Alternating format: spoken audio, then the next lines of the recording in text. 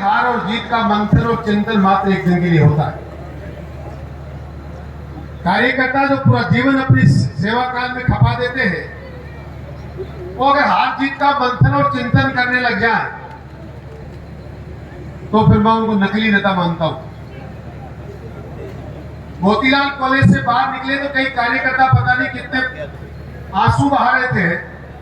मैंने कहा भाई किस बात का रोना धोना है, चुनाव हार गए। मैंने चुनाव दो लोगों के बीच में होता है और जीतता मात्र एक है, एक को हारना ही होता है। इसके विचार का विषय नहीं है। विषय इस बात का है कि 5,35,000 लोगों ने इतना भरोसा किया, उन्होंने भारतीय जनता पार्टी के कमल के फूल का बटन दबाकर वोट दिया। वो कार्यकर्ता हताश नहीं होना चाहिए, वो कार्यकर्ता निराश नहीं होना चाहिए। हम चुनाव के बाद आपको धन्यवाद यात्रा निकाल के आपकी समस्याओं को सुनने के लिए निकलने वाले थे, पर बहुत से काम अलग अलग समय पे हुए। उपचुनाव की जनता भी थी, अनेकों बार कई कार्यक्रम, कभी दिल्ली में, कभी जयपुर में, कभी झुंझुनू में।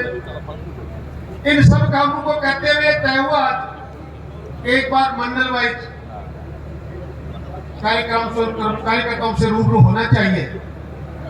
और ये सौभाग्य है सुल्ताना मंडल का सबसे पहले यहाँ की शुरुआत सारे कार्यकर्ताओं ने मिलकर, दिसंबर जी ने सबने मिलकर यहाँ से शुरुआत की। मैं आपको भरोसा दिलाना चाहता हूँ, प्रति सप्ताह हम लोग सारे के सारे मंडलों में जाने वाले हैं। हम गांव-गांव, ढाणी-ढाणी में जाने वाले। ये काम इसलिए रोका गया, हमें आपके पास एक बार फिर भीख मांगने के लिए उपस्थित होना पड़ेगा। हमारा काम है ये, वोट मांगना, आपकी बातों को सुनना, आपकी समस्याओं का समाधान करना। इसलिए है कि आपने थोड़ा सा धक्का मार के हमें कहीं अगली वाली पंक्ति में खड़ा कर दिया। आप और हम एक ही पंक्ति के लोग हैं, सब कार्यकर्ता है। और हम कार्यकर्ता इसलिए दुनिया कहती है भारतीय जनता पार्टी संसार की सबसे बड़ी कार्यकर्ताओं की पार्टी है। और आपको भी धन्यवाद देना चाहता हूँ। चुनाव हो सकता है विधानसभा का भी हारे, लोकसभा का भी हारे, फिर भी बड़े गर्व के साथ कह सकता हूं यहाँ उपस्थित एक कार्यकर्ता बंधु के लिए कि आज हार जीत की बात नहीं है, स्वाभिमान की बात है कि दुनिया की सबसे बड़ी पार्टी के कार्यकर्ता आप हैं। इस धरती में जितनी जनतांत्रिक प्रजातांत्रिक पार्टियां, उन सबसे ज्यादा एमपी, सबसे ज्यादा एमएलए और सबसे ज्यादा कार्यकर्ता भारतीय जनता पार्टी के पास है। इसलिए मुझे भी और आपको भी बड़ा गर्व होना चाहिए कि संसार की सबसे बड़ी प्रजातांत्रिक पार्टी के हम लोग सदस्य हैं। चर्चाएं खूब होती हैं, यमुना का पानी आएगा, हम विकास की गंगा बहा देंगे। कल परसों एक किसान सम्मेलन था, राजस्थान के किसान आयोग के अध्यक्ष समर सियार चौधरी साहब आए थे।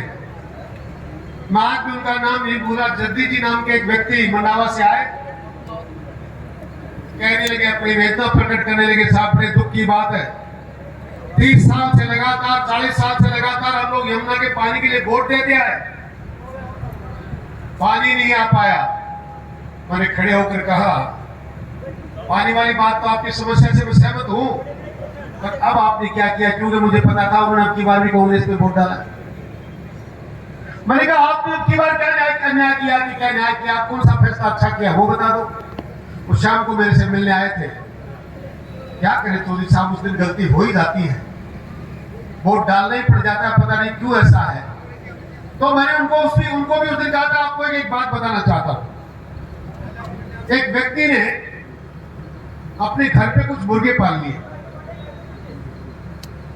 शाम को मुर्गा खरीदने वाला एक ग्राहक आया।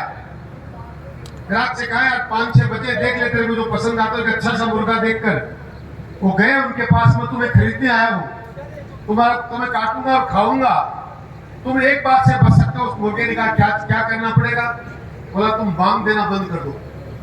कल सुबह अगर तुमने बांग लगाई तो कल शाम का सूरज नहीं देख पाओगे, मैं शाम होने से पहले पहले तुम्हारा काम तमाम कर दूंगा। मुर्गे ने सुबह उठा, बांग नहीं लगाई। मौत से हर कोई डरता है साहब, पर पंख फड़फड़ा दिए। सुबह वो आदमी फिर आया, तुमने बांग नहीं लगाई, एक दिन बच गए, पर तुमने पंख फड़फड़ा दिए। आज अगर पंख फड़फड़ाओगे तो कल का दिन नहीं देख पाओगे।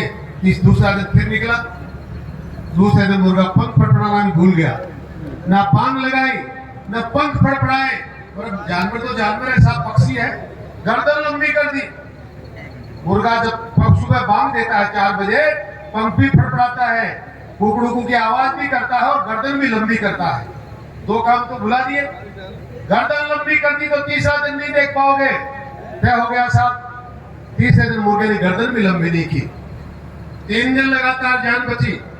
चौथे दिन जिसको काटना ही था वो फिर आया। 1 दिन माफ कर दिया, तुमने बांग नहीं लगाई। दूसरे दिन माफ कर दिया, तुमने पंख नहीं फड़फड़ाए। चौथे दिन माफ कर दिया कि तुमने गर्दन लंबी नहीं की। पर आज 5वां दिन है, या तो शाम तक अंडा दे देना वरना कल का दिन नहीं देख पाओ। मुर्गा रोने लगा। कुकड़ू का नहीं करना मेरे बस में था, पंख फड़फड़ाना मेरे बस में था, गर्दन लंबी नहीं करूं ये मेरे बस में नहीं है भगवान, अंडा देना मेरे बस में नहीं कि मैं मादानी नर हूं, मैं करूं तो क्या करूं। तो रोने लगा। लोगों ने कहा क्यों रो रहे हो? उसने कहा जबान गई, जमीर गया, सभ्यता गई, अस्तित्व गया, संस्कृति गई, अपना अपनापन चला गया, क्योंकि मेरी पहचान खत्म हो गई। पर मरना फिर भी पड़ेगा क्योंकि मैं अंडा नहीं दे सकता। ये बुजुर्गों और नौजवान दोस्तों बड़ी साफ बात करना चाहता हूं। अब की बार वोट नहीं दोगे तो ये हो जाएगा, मुझे वोट दोगे तो मैं ये कर दूंगा।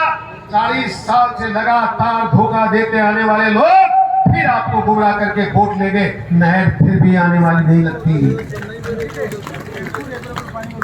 आपकी आवाज उठाएगा कौन? जो की चर्चा उस संसद में करेगा कौन? मैं तो पहले ही कहता हूं, मेरी आदत है साहब बेबाक बोलना, मुझे पसंद भी है और मैं बोलता भी हूं। कई बार सरकारें भी, मेरी पार्टी के लोग भी मुझसे नाराज होते, फिर भी मुझे कहना है तो मैं कहना है क्योंकि मैं सच बोलता हूं। मैं ये आवाज निवेदन करना चाहता हूं कि जिस चीज के लिए आप पहचाने जाते हैं, जिस चीज की आपको जरूरत है, वो आवाज पहुंचाएगा कौन? आपने अखबार नहीं पढ़ा? पार्लियामेंट का पूरा सेशन चला गया। आज हिंदुस्तान में 543 सांसदों में झुंझुनू जिले की नाक कटी तो आपके सांसद की वजह से कटी। वहां अखबार में लिखा था कि एक भी प्रश्न नहीं उठाया। जो व्यक्ति पूरे संसद